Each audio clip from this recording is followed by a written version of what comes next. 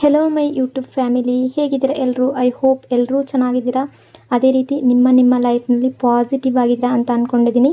ಇವತ್ತಿನ ನೈಟ್ ರೀಡಿಂಗ್ನಲ್ಲಿ ನಿಮ್ಮ ಪರ್ಸನ್ ಕಡೆಯಿಂದ ಯಾವ ಬ್ಯೂಟಿಫುಲ್ ಎನರ್ಜಿ ಇದೆ ಅಂತ ನೋಡೋಣ. ಅವರ ಮನಸ್ಸಿನಲ್ಲಿ ಏನು ನಡೀತಾ ಇದೆ, ಏನು ಫೀಲ್ ಮಾಡ್ತಾ ಇದ್ದಾರೆ ಅನ್ನೋದನ್ನು ನೋಡೋಣ. ಮೊದಲು ಕಾಮ್ ಆಗಿ ಕೂತ್ಕೊಳ್ಳಿ, ಡೀಪ್ ಬ್ರೀತನ್ನು ತಗೊಳ್ಳಿ. ನಿಮ್ಮ ಪರ್ಸನ್ ಹೆಸರನ್ನು ಮನಸ್ಸಾರೆ 3 ಬಾರಿ ನೆನೆಸ್ಕೊಳ್ಳಿ. ಅದೇ ರೀತಿ ಅವರ ಫೇಸನ್ನು ಇಮ್ಯಾಜಿನ್ ಮಾಡಿಕೊಂಡು ಅವರು ಮತ್ತು ನೀವು ಕಳೆದಿರುವ ಬ್ಯೂಟಿಫುಲ್ ಮೆಮೊರೀಸ್ನ ನೆನಪು ಮಾಡ್ಕೊಳ್ಳಿ. ಅದಕ್ಕೂ ಮೊದಲು ಈ ರೀಡಿಂಗ್ ನಿಮ್ಮವರೆಗೂ ತಲುಪಿದೆ ಅಂದರೆ ಯು ಆರ್ ಸೋ ಬ್ಲೆಸ್ಡ್. ಹಾಗಾಗಿ ಯೂನಿವರ್ಸ್ಗೆ ಮನಸ್ಸಾರೆ ಗ್ರ್ಯಾಟಿಟ್ಯೂಡ್ ಹೇಳಿ, ಥ್ಯಾಂಕ್ ಯು ಯೂನಿವರ್ಸ್ ಅಂತ ಫೀಲ್ ಮಾಡಿ ಥ್ಯಾಂಕ್ಸ್ ಹೇಳಿ. ಈಗ ನಿಮ್ಮ ಪರ್ಸನ್ ಎನರ್ಜಿಯನ್ನು ಫೀಲ್ ಮಾಡ್ಕೊಳ್ಳಿ. ಬರ್ತಾ ಇರುವಂತಹ ಬ್ಯೂಟಿಫುಲ್ ಎನರ್ಜಿಯನ್ನು ರಿಸೀವ್ ಮಾಡ್ಕೊಳ್ಳಿ. ಇದು ಜನರಲ್ ರೀಡಿಂಗ್ ಆಗಿರುತ್ತೆ. ಜನರಲ್ ರೀಡಿಂಗ್ ಆಗಿರೋದ್ರಿಂದ ಜನರಲ್ ರೀತಿಯಲ್ಲೇ ನೀವು ಇದನ್ನು ಜಡ್ಜ್ ಮಾಡಬೇಕಾಗುತ್ತೆ. ಅಂದರೆ ಎಷ್ಟು ವಿಷಯಗಳು ನಿಮಗೆ ಮ್ಯಾಚ್ ಆಗುತ್ತೋ, ಎಷ್ಟು ಎನರ್ಜೀಸ್ಗಳು ನಿಮಗೆ ಮ್ಯಾಚ್ ಆಗುತ್ತೋ ಅಷ್ಟನ್ನು ಮಾತ್ರ ತಗೊಂಡು ಬಾಕಿ ಉಳಿದಿರುವ ವಿಷಯಗಳನ್ನು ನೀವು ಅಲ್ಲಿಗೆ ಬಿಡಬೇಕಾಗುತ್ತೆ. ಯಾಕೆಂದರೆ ಎಲ್ಲರ ಎನರ್ಜೀಸ್ ಕೂಡ ಸೇಮ್ ಆಗಿರೋದಿಲ್ಲ.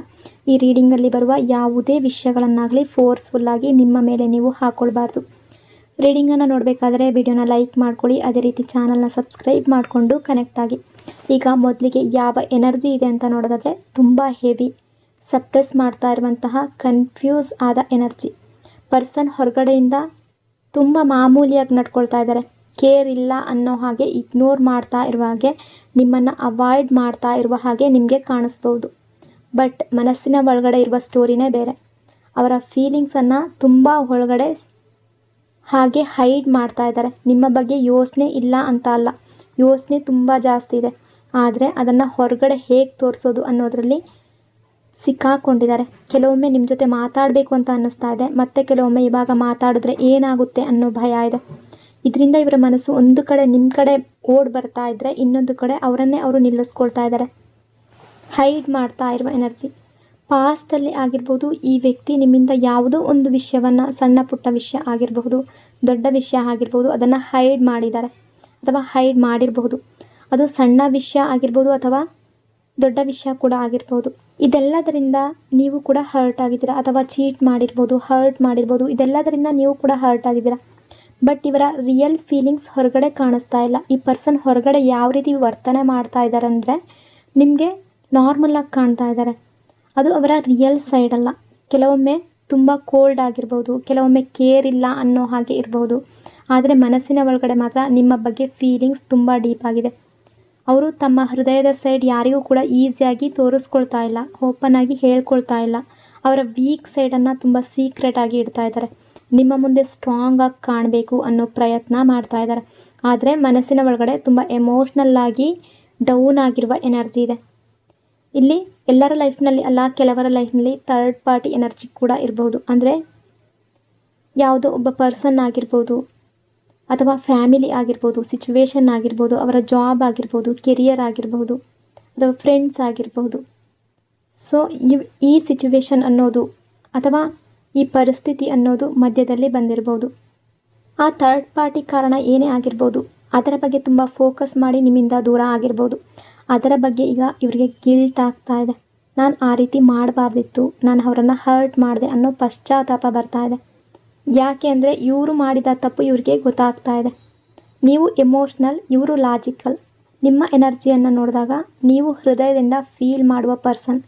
ಪ್ರೀತಿ ಮಾಡಿದ್ರೆ ಪೂರ್ಣ ಮನಸ್ಸಿನಿಂದ ಮಾಡ್ತಿದ್ದೀರ. ಆದರೆ ಈ ಪರ್ಸನ್ ಅಷ್ಟು ಓಪನ್ ಅಲ್ಲ. ಇವರು ತುಂಬ ಲಾಜಿಕಲ್ಲಾಗಿ ಥಿಂಕ್ ಮಾಡ್ತಾರೆ. ಮನಸ್ಸಿನಿಂದ ಯೋಚನೆ ಮಾಡೋದಕ್ಕಿಂತ ಮೈಂಡ್ ಮಾತನ್ನು ಹೆಚ್ಚು ಕೇಳುವ ವ್ಯಕ್ತಿ.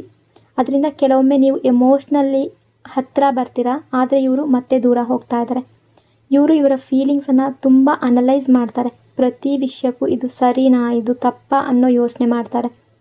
ಬಟ್ ಪ್ರೆಸೆಂಟ್ ಎನರ್ಜಿ ಪ್ರಕಾರ ನೀವು ತುಂಬ ಕ್ಲಿಯರ್ ಆಗಿದ್ದೀರಾ. ಕೆಲವರ ಎನರ್ಜಿ ಪ್ರಕಾರ ನೀವು ತುಂಬ ಸ್ಟ್ರಾಂಗ್ ಆಗಿದ್ದೀರಾ.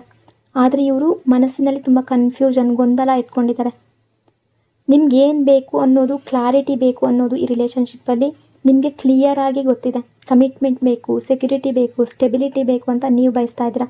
ಆದರೆ ಈ ಪರ್ಸನ್ ಗೊಂದಲ, ಕನ್ಫ್ಯೂಷನ್ನಲ್ಲಿ ಕಾಣ್ತಾ ಇದ್ದಾರೆ. ಕಮಿಟ್ಮೆಂಟ್ ಫೋಬಿಯಾ ಎನರ್ಜಿ ಅಂದರೆ ರಿಲೇಷನ್ಶಿಪ್ ಜವಾಬ್ದಾರಿ ಅನ್ನೋದರ ಮೇಲೆ ಈ ವ್ಯಕ್ತಿಗೆ ಭಯ ಇದೆ. ಪ್ರೀತಿ ಇಲ್ಲ ಅಂತ ಅಲ್ಲ, ಆದರೆ ಈ ರಿಲೇಷನ್ಶಿಪ್ಪನ್ನು ನಾನು ಹೇಗೆ ಹ್ಯಾಂಡಲ್ ಮಾಡಲಿ ಅನ್ನೋ ಒತ್ತಡ ಇದೆ. ಕೆಲವೊಮ್ಮೆ ಪ್ರಾಬ್ಲಮ್ಸ್ ಫೇಸ್ ಮಾಡುವ ಬದಲು ಅವಾಯ್ಡ್ ಮಾಡ್ತಾ ಇದ್ದಾರೆ. ಜಗಳ ಬಂದರೆ ಸೈಲೆಂಟ್ ಆಗ್ತಾ ಇದ್ದಾರೆ, ಒತ್ತಡ ಬಂದರೆ ದೂರ ಹೋಗ್ತಾ ಇದ್ದಾರೆ. ಅದಕ್ಕೆ ಕಾರಣ ಫ್ಯಾಮಿಲಿ ಪ್ರೆಷರ್ ಕೂಡ ಆಗಿರ್ಬೋದು, ಕೆಲಸದ ಒತ್ತಡ ಆಗಿರ್ಬೋದು, ಹಳೆಯ ನೋವಾಗಿರ್ಬೋದು. ಇದೆಲ್ಲ ಸೇರಿ ಇವರನ್ನು ಹೆವಿಯಾಗಿ ಮಾಡ್ತಾ ಇದೆ. ನಿಮ್ಮ ಮೇಲೆ ಇವರ ಅಟ್ರಾಕ್ಷನ್ ತುಂಬ ಸ್ಟ್ರಾಂಗ್ ಆಗೇ ಇದೆ. ನಿಮ್ಮ ಲುಕ್ ಆಗಿರ್ಬೋದು, ನಿಮ್ಮ ಸ್ಮೈಲ್, ನಿಮ್ಮ ಮಾತು, ನಿಮ್ಮ ಎನರ್ಜಿ ಇದೆಲ್ಲ ಇನ್ನೂ ಅವರ ಮನಸ್ಸಿನಲ್ಲಿ ಸ್ಟ್ರಾಂಗ್ ಆಗೇ ಇದೆ. ನೀವು ಎದುರಿಗೆ ಬಂದರೆ ಇವರ ಫೋಕಸ್ ಬೇರೆ ಕಡೆ ಹೋಗೋದಿಲ್ಲ. ಇವ್ರು ಕೆಲಸ ಮಾಡ್ತಾಯಿದ್ರು ನಿಮ್ಮ ಬಗ್ಗೆನೇ ಥಿಂಕ್ ಮಾಡ್ತಾರೆ. ನಿಮ್ಮ ಸ್ಟೇಟಸ್ ನೋಡೋದು, ಪೋಸ್ಟ್, DP ಎಲ್ಲವನ್ನು ಗಮನಿಸ್ತಾ ಇದ್ದಾರೆ. ಆದರೆ ಹೊರಗಡೆ ಮಾತ್ರ ನನಗೇನು ಗೊತ್ತೇ ಇಲ್ಲ ಅನ್ನೋ ಹಾಗೆ ನಿಮ್ಮ ಎದುರಿಗೆ ಬಿಹೇವ್ ಮಾಡ್ತಾ ಇದ್ದಾರೆ. ಜಲಸಿ ಎನರ್ಜಿ ಇದೆ. ನೀವು ಬೇರೆಯವ್ರ ಜೊತೆ ತುಂಬ ಕ್ಲೋಸ್ ಆಗಿದ್ದರೂ ಕೂಡ ಜಲಸಿ ಫೀಲ್ ಆಗ್ತಾ ಇದೆ.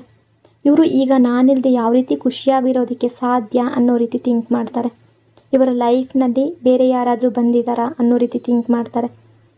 ಅಥವಾ ನಿಮ್ಮ ಫ್ಯಾಮಿಲಿಯಲ್ಲಿ ಮದುವೆ ಮಾತುಕತೆ ನಡೆದಿರ್ಬೋದು, ಅಥವಾ ಈ ವ್ಯಕ್ತಿಯ ಲೈಫ್ನಲ್ಲಿ ಇವರ ಮನೆಯಲ್ಲಿ ಮದುವೆ ಮಾತುಕತೆ ಏನಾದರೂ ನಡೆದಿದ್ರೆ ಅದರ ಬಗ್ಗೆ ಥಿಂಕ್ ಮಾಡ್ತಾರೆ. ನಿಮ್ಮ ಲೈಫ್ನಲ್ಲಿ ಯಾರಾದರೂ ಹೊಸಬ್ರು ಬರ್ತಾ ಇದ್ದಾರಾ, ಬಂದಿದ್ದಾರಾ ಅನ್ನೋ ರೀತಿ ಫೀಲ್ ಮಾಡ್ಕೊಳ್ತಾ ಇದ್ದಾರೆ.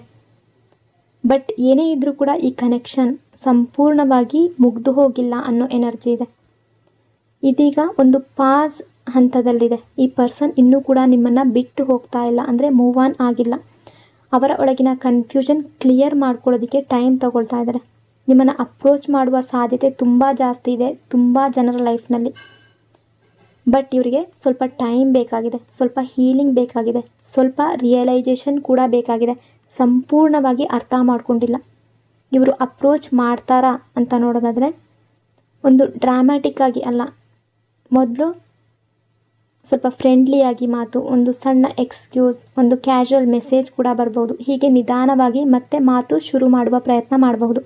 ಇವರು ತುಂಬ ಯೋಚನೆ ಮಾಡಿ ಸ್ಟೆಪ್ ಬೈ ಸ್ಟೆಪ್ ಆಗಿ ನಿಮ್ಮ ಕಡೆಗೆ ಬರುವ ಎನರ್ಜಿ ಕಾಣ್ತಾ ಇದೆ. ಈ ವ್ಯಕ್ತಿ ನಿಮ್ಮ ಹತ್ರ ತುಂಬ ಕೋಲ್ಡಾಗಿ ಬಿಹೇವ್ ಮಾಡ್ತಾ ಇದ್ದಾರೆ, ಅಥವಾ ನಿಮ್ಮಿಂದ ದೂರ ಹೋದ ರೀತಿ ಆ್ಯಕ್ಟ್ ಮಾಡ್ತಾ ಇದ್ದಾರೆ, ಇಗ್ನೋರ್ ಮಾಡ್ತಾ ಇದ್ದಾರೆ. ಅಂದರೆ ನಿಮಗೆ ಇರುವ ಗೈಡೆನ್ಸ್ ಏನಂದರೆ ಈ ಸಮಯದಲ್ಲಿ ಹೆಚ್ಚು ಫೋರ್ಸ್ ಮಾಡಬೇಡಿ. ಪ್ರತಿ ಕ್ಷಣ ಅವ್ರು ಯಾವಾಗ ಮೆಸೇಜ್ ಮಾಡ್ತಾರೆ, ಯಾವಾಗ ಕಾಲ್ ಮಾಡ್ತಾರೆ, ಯಾಕೆ ಇನ್ನೂ ಬಂದಿಲ್ಲ ಅಂತ ಯೋಚನೆ ಮಾಡ್ತಾ ನಿಮ್ಮನ್ನೇ ನೀವು ಕಳ್ಕೊಳ್ಬೇಡಿ. ಯಾಕೆಂದರೆ ಈ ಕನೆಕ್ಷನ್, ಈ ರಿಲೇಷನ್ಶಿಪ್ ಈಗ ಹೆಚ್ಚು ಓಡ್ತಾ ಇರೋದು ಲವ್ ಮಾತ್ರ ಅಲ್ಲ, ತುಂಬ ಹೆವಿ ಎಮೋಷನ್ಸ್ ಕೂಡ ಇದೆ. ಅವರು ಕೂಡ ಮನಸ್ಸಿನ ಒಳಗಡೆ ತುಂಬ ಯೋಚನೆ ಮಾಡ್ತಾ ಇದ್ದಾರೆ. ಆದರೆ ಆ ಯೋಚನೆಗಳನ್ನು ಆ್ಯಕ್ಷನ್ನಾಗಿ ತರೋದಕ್ಕೆ ಟೈಮ್ ಬೇಕಾಗುತ್ತೆ ಅಲ್ವಾ. ನಿಮ್ಮ ಹೃದಯಕ್ಕೆ ಈಗಾಗಲೇ ಎಲ್ಲ ಸರಿಯಾಗಬೇಕು, ಈಗಲೇ ಸರಿಯಾಗಬೇಕು ಅಂತ ಅನ್ನಿಸ್ತಾ ಇರ್ಬೋದು. ಆದರೆ ಕೆಲವೊಮ್ಮೆ ಯೂನಿವರ್ಸ್ ಕೂಡ ಇಬ್ಬರಿಗೂ ಕೂಡ ಸ್ವಲ್ಪ ಸ್ಪೇಸ್ ಕೊಡುತ್ತೆ. ಯಾಕೆಂದರೆ ಕೆಲವರು ತಡವಾಗಿ ರಿಯಲೈಸ್ ಮಾಡ್ತಾರೆ, ಅವರ ತಪ್ಪಿನ ಅರಿವು ತಡವಾಗುತ್ತೆ, ಆದರೆ ತುಂಬ ಡೀಪಾಗಿ ರಿಯಲೈಸ್ ಮಾಡ್ತಾರೆ. ಈ ಪರ್ಸನ್ ಕೂಡ ಈಗ ನಿಮ್ಮ ವ್ಯಾಲ್ಯೂ ಅರ್ಥ ಮಾಡ್ಕೊಳ್ತಿದ್ದಾರೆ. ನೀವು ಇವರ ಲೈಫ್ನಲ್ಲಿ ಎಷ್ಟು ಸ್ಪೆಷಲ್ ಆಗಿದ್ರಿ, ನೀವು ಇಲ್ಲ ಅನ್ನೋದ್ರಿಂದ ಅವರ ಲೈಫ್ನಲ್ಲಿ ಏನು ಖಾಲಿತನ ಬಂದಿದೆ ಅದು ಈಗ ನಿಧಾನವಾಗಿ ಅವರಿಗೆ ಫೀಲ್ ಆಗ್ತಾ ಇದೆ. ಮೊದಲು ಇವರು ಯಾವತ್ತೂ ನನ್ನ ಜೊತೆಲೇ ಇರ್ತಾರೆ ಅನ್ನೋ ಫೀಲ್, ಕಾನ್ಫಿಡೆಂಟ್ ಇತ್ತು. ಆದರೆ ಈಗ ನೀವು ಸ್ವಲ್ಪ ದೂರ ಹೋದ್ಮೇಲೆ ನಿಮ್ಮ ಸೈಲೆನ್ಸ್, ನಿಮ್ಮ ಎನರ್ಜಿ, ನೀವು ಅವಾಯ್ಡ್ ಮಾಡ್ತಾ ಇರೋದು ಇವರನ್ನು ತುಂಬ ಡೀಪಾಗಿ ಟಚ್ ಮಾಡ್ತಾ ಇದೆ. ಸೊ ದಯವಿಟ್ಟು ಈ ಟೈಮ್ನಲ್ಲಿ ನಿಮ್ಮ ಸೆಲ್ಫ್ ರೆಸ್ಪೆಕ್ಟನ್ನು ಪ್ರೊಟೆಕ್ಟ್ ಮಾಡ್ಕೊಳ್ಳಿ. ನಿಮ್ಮನ್ನು ನೀವು ಕಡಿಮೆ ಮಾಡ್ಕೊಳ್ಬೇಡಿ.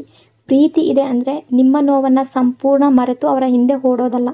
ಕೆಲವೊಮ್ಮೆ ಒಂದು ಹೆಜ್ಜೆ ಹಿಂದೆ ನಿಂತು ನಿಮ್ಮ ವ್ಯಾಲ್ಯೂ ಏನು ಅನ್ನೋದನ್ನು ನೆನಪಿಸ್ಕೊಳ್ಳೋದು ಕೂಡ ಒಂದು ಪ್ರೀತಿಯ ಭಾಗನೇ ಆಗಿರುತ್ತೆ.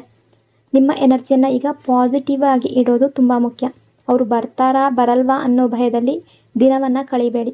ನಿಮ್ಮ ಲೈಫ್, ನಿಮ್ಮ ಡ್ರೀಮ್ಸ್, ನಿಮ್ಮ ಖುಷಿ ಅದನ್ನು ಕೂಡ ಪ್ರೀತಿಸಿ. ನಿಮ್ಮ ಹೃದಯ ಈಗ ನೋವಿನಲ್ಲಿರ್ಬೋದು, ಪೇಯ್ನಲ್ಲಿರ್ಬೋದು. ಕೆಲವೊಮ್ಮೆ ರಾತ್ರಿ ಸೈಲೆಂಟಾಗಿ ಅವರನ್ನು ನೀವು ಮಿಸ್ ಮಾಡ್ತಾ ಇರ್ಬೋದು, ಕಣ್ಣೀರು ಹಾಕ್ತಾ ಇರ್ಬೋದು. ಅವ್ರು ನಿಮ್ಮ ಜೊತೆ ಇದ್ದ ಕ್ಷಣಗಳು ಮತ್ತೆ ಮತ್ತೆ ನೆನಪಾಗ್ತಾ ಇರ್ಬೋದು. ಬಟ್ ಏನೇ ಆದರೂ ಕೂಡ ನೆಗೆಟಿವ್ ಆಗಿ ಥಿಂಕ್ ಮಾಡಬೇಡಿ, ಓವರ್ ಥಿಂಕಿಂಗನ್ನು ಬಿಟ್ಬಿಡಿ. ಈ ಪರ್ಸನ್ ಕೂಡ ನಿಮ್ಮನ್ನು ತುಂಬ ಡೀಪಾಗಿ ಫೀಲ್ ಮಾಡ್ತಾ ಇದ್ದಾರೆ. ಹೊರಗಡೆ ಎಷ್ಟೇ ಇಗ್ನೋರ್ ಮಾಡ್ತಾ ಇದ್ರೂ ಕೂಡ, ಎಷ್ಟೇ ಸೈಲೆಂಟ್ ಆದರೂ ಕೂಡ ಮನಸ್ಸಿನ ಒಳಗಡೆ ನಿಮ್ಮ ಎನರ್ಜಿ ಇವರ ಮನಸ್ಸಿನಿಂದ ಹೋಗ್ತಾ ಇಲ್ಲ. ಕೆಲವೊಂದು ಸಲ ನಿಮ್ಮ ಜೊತೆ ಮಾತಾಡಬೇಕು ಅಂತ ಅನ್ನಿಸ್ತಾ ಇದೆ, ಮತ್ತು ನಾನು ಹೋದರೆ ಏನಾಗುತ್ತೆ ಅನ್ನೋ ಭಯ ಬರ್ತಾ ಇದೆ.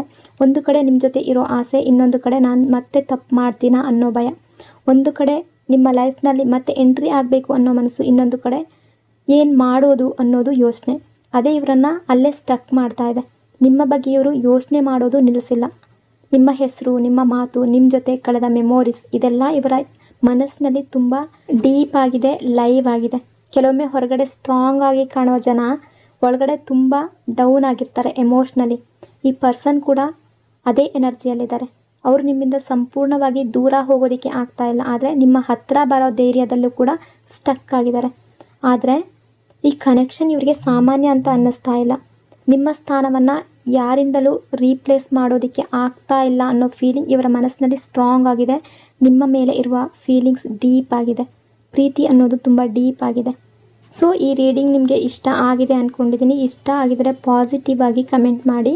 ನಿಮ್ಮೆಲ್ಲರ ಪಾಸಿಟಿವ್ ವಿಷಸ್ ಆದಷ್ಟು ಬೇಗ ನೆರವೇರಲಿ. ನಿಮ್ಮ ಕನಸುಗಳು ಎಲ್ಲವೂ ಕೂಡ ರಿಯಾಲಿಟಿಗೆ ಬರಲಿ ಅಂತ ಬ್ಲೆಸ್ ಮಾಡ್ತಾ ಮತ್ತೊಂದು ರೀಡಿಂಗಲ್ಲಿ ಮತ್ತೆ ಸಿಗ್ತೀನಿ. ಅಲ್ಲಿವರೆಗೂ ನಿಮ್ಮೆಲ್ಲರ ಪ್ರೀತಿಗೆ, ನಿಮ್ಮ ಸಪೋರ್ಟ್ಗೆ lots and lots of love.